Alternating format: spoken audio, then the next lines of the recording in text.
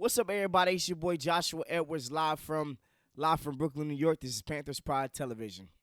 We know one. I just want to step back just a little bit. I apologize this past weekend, man.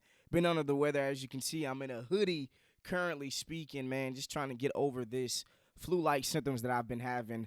But this week got some great coming news, man. I'm gonna be shooting content from a different state, so just make sure that you continue just to tap in with me.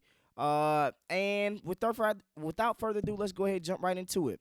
So I have been on the record saying the Carolina Panthers are going defensive back with their first selection. We haven't had a first round defensive back selection since J.C. Horn, and he has kind of panned out to be kind of everything that we asked for, minus the injuries, which is some stuff you can help and some stuff you just can't help. But what was the key thing that we did this past free agency? If we look at last year's free agency, we went heavy offensive linemen. That's where we spent the majority of our money. We got both guards solidified, and we really revamped that offensive line. And I kind of think that's going to be something that we do with the defensive line. That's why when people are saying that the Carolina Panthers are selecting defensive backs with their first two selections, I don't disagree with it. If you look at this guy, Will Johnson, he is arguably the best defensive back in coming out in this draft. I think we should take him with the 8th overall selection. There's other guys that are going to be there. I'm going to talk about them in a split few. But I do think that Will Johnson, across from J.C. Horn, is going to solidify the back end. When you look at what the Eagles did, if you just take just the Eagles' defense as a microcosm, what were they able to do so well in the Super Bowl? They didn't have to blitz anybody. One, because their defensive line was that much different. And secondly, their DBs are outstanding. They literally went first round Quinyon Mitchell, and then second round they went Cooper DeJean. Two young guys that they're going to have for the next at least 7 years each, with the whole, re-signing and franchise tagging and that type of stuff.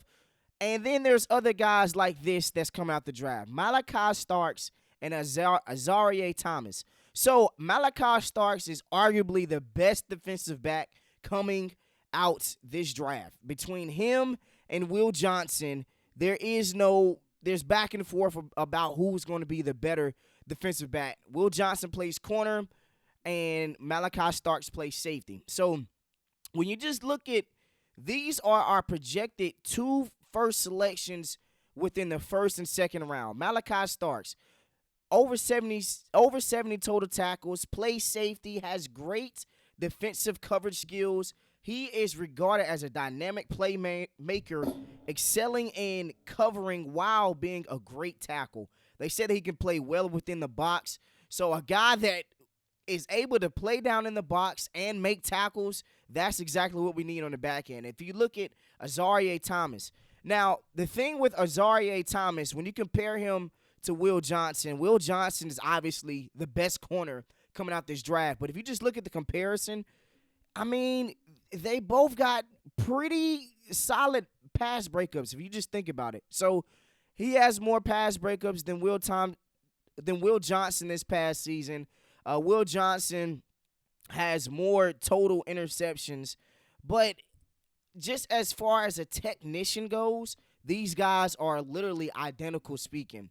I don't think that you can miss with either of these three defensive backs. I think that we should go defensive back possibly with our first two selections, especially if we go heavy in the defensive lineman in free agency. We know Milton Williams is going to be there. We know there are going to be other guys that are going to hit free agency. Guys, let's make the right selection. What was the worst thing that we did defensively?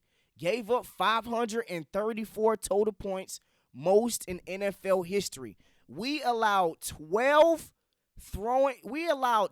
games where teams threw 2 or more touchdowns against us. 12 out of 17 games, teams threw 2 or more touchdowns on us. Our back end was that damn bad. Malachi Starks is a guy that's going to revamp the secondary. He's a day one starter. It's not a guy that you're going to have to, let's see if he's going to start. No, he's going to be a day one plug and play type of guy. Azareye'h Thomas can be another plug and play guy. And then obviously Will Johnson, I believe, is the best defensive back and should be the first defensive back taken. Phenomenal technician. He's going to be a guy that is also a first plug and play type of guy. First day plug and play type of guy. Okay, now remember, let's just backtrack just a couple weeks ago, couple days ago, couple episodes ago. What was some of the most things that I've talked about or key points that I talked about? One, everybody is going to start trimming down the fat. As draft day is approaching, as free agency is approaching, guys are going to look at their roster and they're going to make significant trades, significant cuts. And this is a time where, one, either teams can hold all the leverage or players can hold all the leverage. You see guys like Jermaine Pratt, Myles Garrett, guys that are requesting trades. When you are guys that have that type of talent, that's the type of leverage that you hold. Now, in a situation like Raheem Mostert, where the Miami Dolphins actually cut him, he had no leverage at all. Devon Achane, if you guys play fantasy football, was a huge gem this past season, and I think he's going to be a huge gem for season moving forward if Tua Tagovailoa can stay healthy. But there have been talks about Raheem Mostert signing with the Carolina Panthers. Now, this past season, his numbers were not that good. I'm not going to lie to you. Under 500 total yards, 13 games played, only 2 touchdowns in total, 19 receptions, 161 receiving yards, 278 rushing yards, and like I said, 13 games played. Now, the biggest knock on Raheem Mostert, even when he's in San Francisco, he had that one great season, and then he got hurt. Miami had another great season. 2023 had over 20 total touchdowns, and then got hurt. This is a situation where he can sign a 1-year veteran deal, maybe 2 years, $6 million, but he adds a dynamic in the return game. He adds a different type of physicality in the rushing game. If you partner him with Chuba Hubbard, you're talking about a veteran backfield. Like, we don't need to go out here and draft another running back. I'm sorry. Let's just rent one running back, rent Raheem Mostert. We know we're cutting Miles Sanders this year. Let's rent Raheem Mostert.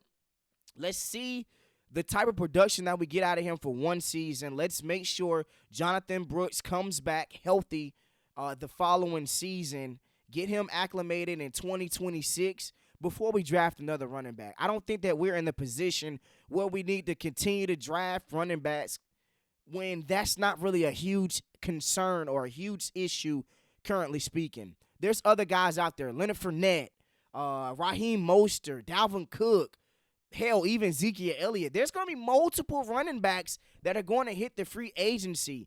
There's no reason to go out here and try to spend a draft pick on a third or a fourth round running back. Maybe a fifth or a sixth rounder, but those first 4 rounds, there should be no running back taken at all.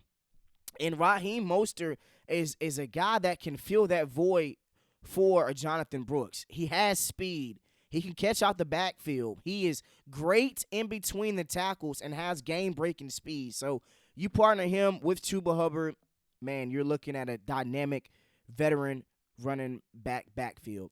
Okay, so the biggest gem to me is a guy from TCU, Savion Williams, a 6'5" Swiss Army knife.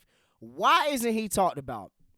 Now, if you don't know who Savion Williams is, I'm just going to let's compare him to a guy that I talked about on this team, Jack Beach. Jack Beach was the MVP for the Senior Bowl, 6'2", 214, 9 total touchdowns this past season, 1,034 receiving yards. And then Savion Williams. Yes, the numbers does not look like Jack Beach, but I'm going to show you something that really is going to be eye-popping and can really raise his draft stock, in my opinion.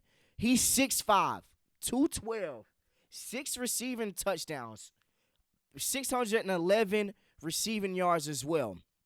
But if you talk about his rushing ability, I mean, he's a Swiss Army knife. He's 6'5", had 322 rushing yards, 6 rushing touchdowns to go and partner up with 6 receiving touchdowns.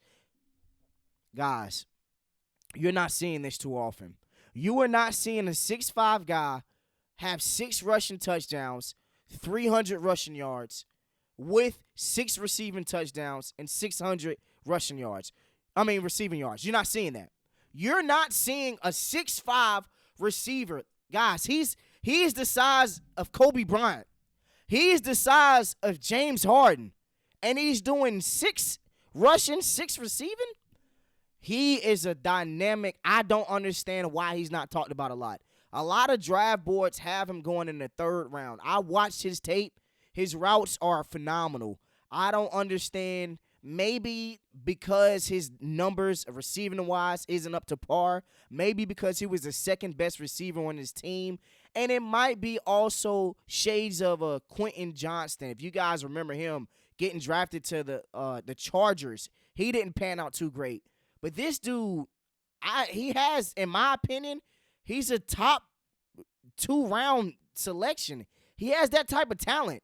A 6'5" dude having 6 rushing touchdowns is unheard of. Shades of Randy Moss. This is screaming shades of Randy Moss. I don't know what he's going to time in the 40. I don't know what he's going to time on the broad jump, bench press. I don't know what he's going to time at the NFL Combine if he is already selected to go to the NFL Combine. But if he tests well, there's no reason why he doesn't jump from the 3rd to the first 2 rounds. He can be that special. If we're talking about we want to get younger, Savion Williams. Let's not worry about a Deebo Samuel. Let's go get this young guy who is a Swiss Army knife, and he can go up and get the jump balls. He's going to cause separation. Hell, he can do it in the backfield as well. So, man, this is just a guy, Savion Williams, that is going to be high on my draft boards. Within the next couple episodes, I'm going to actually release my draft, my overall draft. So just guys, continue just to rock with me. Going to go ahead and end this, man. I'm getting a little sick right now. So Panthers Pride Television, we out.